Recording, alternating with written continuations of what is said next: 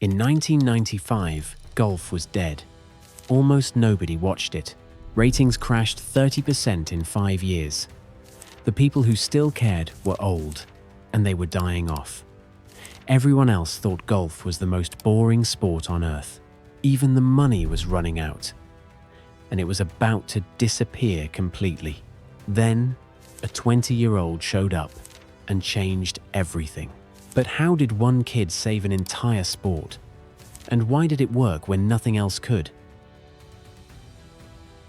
The PGA Tour in 1996 looked exactly like you'd expect a dying sport to look like. Tournaments felt like country club gatherings, polite applause, whispered commentary, galleries in pastels watching guys in pleated khakis hit careful shots. The biggest names were Tom Kite, Corey Pavin, Fred Couples.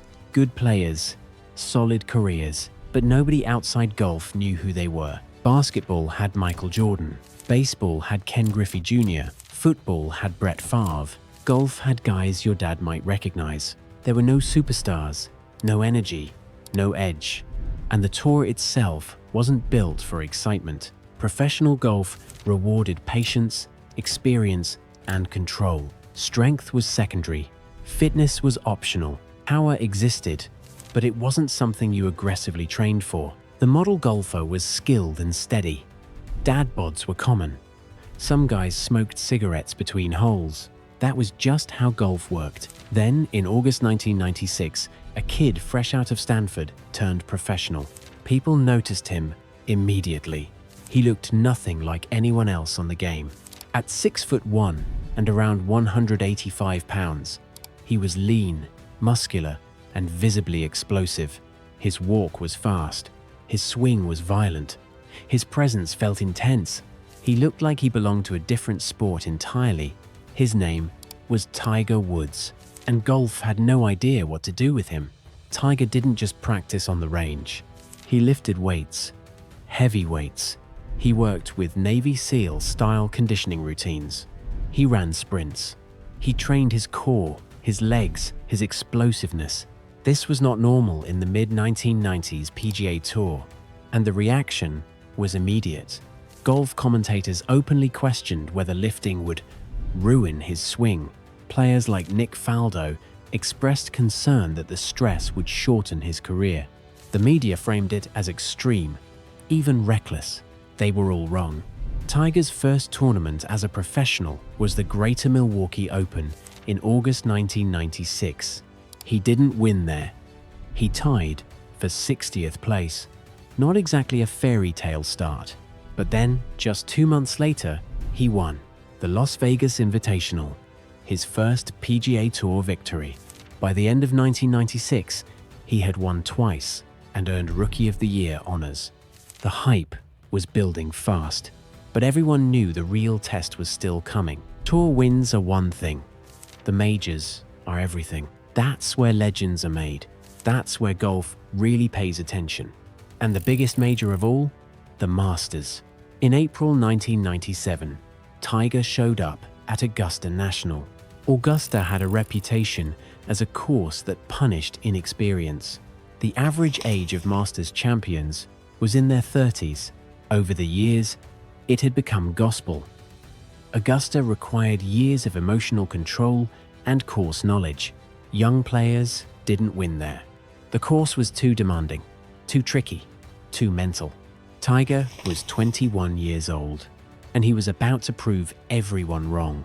He didn't just play well at Augusta, he rewrote the place.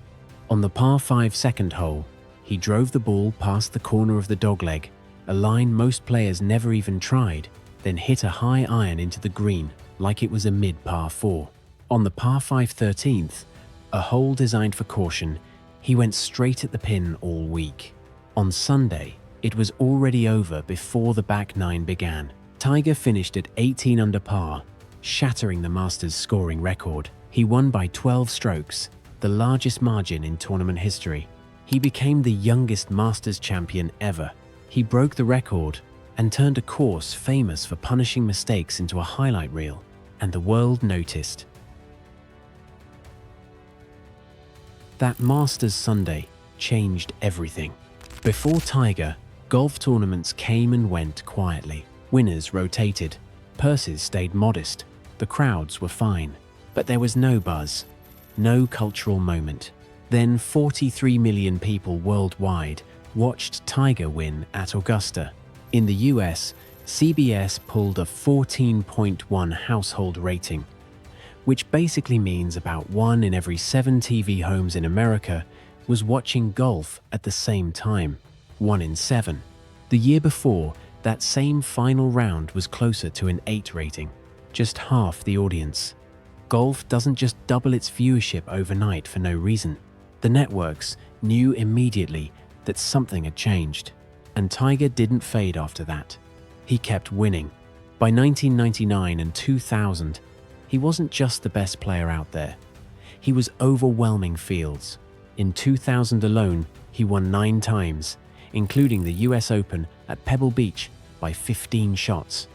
A margin so big, it still sounds fake. By the time he won the Masters again in 2001, he held all 4 major trophies at once. Nobody had ever done that.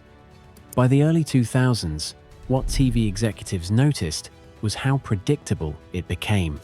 If Tiger was near the lead on Sunday, ratings jumped into the teens. If he wasn't, they slid back down to single digits. Same course, same cameras, same announcers, different outcome. Inside TV offices, this started getting called the Tiger effect. It meant more viewers, which meant higher ad prices, fuller grandstands, and more sponsor money flowing into the tournament. One player, entire industry transformed. But the TV money was just the beginning. Before Tiger, the highest paid player on the PGA Tour made about $1.7 million in prize money in 1996. That was considered elite. Tiger shattered that overnight. In 1996, before he had even won a major, Nike signed him to a 5-year, $40 million deal, $8 million per year. No golfer had ever been valued like that by a non-golf company. After the Masters, more deals piled up. American Express, Titleist, Buick. By the early 2000s, Tiger was earning $70 to $80 million per year. In 2000 alone, he made more than the top 50 golfers on tour combined. And the money didn't stop with him. Total PGA Tour prize money jumped from $70 million in 1996 to over $150 million by 2000. Players earning over $1 million per season went from 9 to dozens in just 4 years. Major companies that never touched golf started throwing money at players. Tiger didn't just change golf, he changed what it meant to be a golfer. But the Tiger effect didn't just stop at television ratings or prize money, it reached the game itself. By the early 2000s, Tiger Woods had created a problem golf had never really dealt with before: distance. At his peak, Tiger was carrying the ball roughly 20 to 25 yards farther off the tee than the average PGA Tour player. And this wasn't wild, reckless power. He paired it with control, fairways hit, greens in regulation. He wasn't just longer, he was longer and safer. And that combination broke the balance courses were designed around. For decades, golf architecture followed a simple assumption: power would be punished by inaccuracy. Hit it long, miss the fairway, and you pay for it. Tiger changed that equation. He took aggressive lines and still recovered. He attacked holes that were never meant to be played that way. Suddenly, power wasn't a risk. It was an advantage. Equipment companies noticed first. Balls flew farther. Drivers evolved. Launch angles changed. Then course designers followed. The sport reacted. Courses began changing in visible ways. The term tiger-proofing entered the golf vocabulary. Tees were pushed back. Fairways narrowed. Rough got thicker. Hazards were placed farther downrange, right where Tiger's drives landed. Augusta National is the clearest example. In 1990, the course measured just under 7,000 yards. By the early 2000s, it stretched past 7,200 yards, lengthened specifically to slow down one player. But the biggest change wasn't the courses, it was the players themselves. In the early 1990s, before Tiger, top golfers like Corey Pavin, Tom Kite, and Mark Calcavecchia were respected for precision, touch, and course management, not physical dominance. Being in decent shape was enough. Lifting weights was rare. Strength training was often seen as unnecessary, even risky. That changed fast. By the late 2000s and early 2010s, younger players arriving on tour looked different. They trained differently. Weight rooms became part of daily routines. Players worked with swing coaches, fitness trainers, and physiotherapists. Strength and conditioning programs became standard. Fitness trailers started appearing at PGA Tour events, something you simply did not see in the pre-Tiger era. What had once been questioned became expected. Players like Rory McIlroy and Bryson DeChambeau openly modeled parts of their preparation after Tiger, not because they were trying to copy him, but because the game now demanded it. Distance mattered. Endurance mattered. Recovery mattered. Showing up out of shape was no longer a quirk, it was a disadvantage. And that shift mattered off the course just as much. Golf started looking aspirational again. High school athletes, who might have written the sport off as slow or uncool, began taking it seriously. Junior golf participation rose during Tiger's peak years. Kids didn't just watch highlights, they copied his swing. They wore red on Sundays. They talked about majors the way other kids talked about playoff games. Ask modern professionals how they got into golf, and the same name keeps coming up.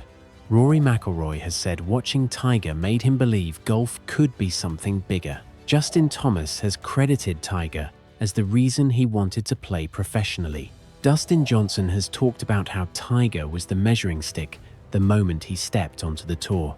If you wanted to know how good you really were, you compared yourself to him.